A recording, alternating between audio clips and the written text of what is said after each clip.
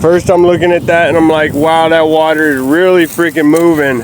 Then I look at that and I realize, oh my God, that's a bunch of huge ass bullfrog tadpoles. Oh my goodness.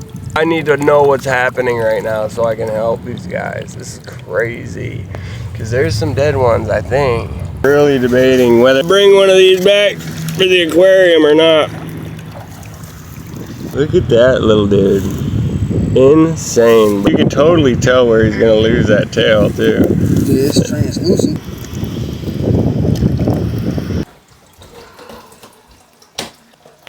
Go easy on him, guys.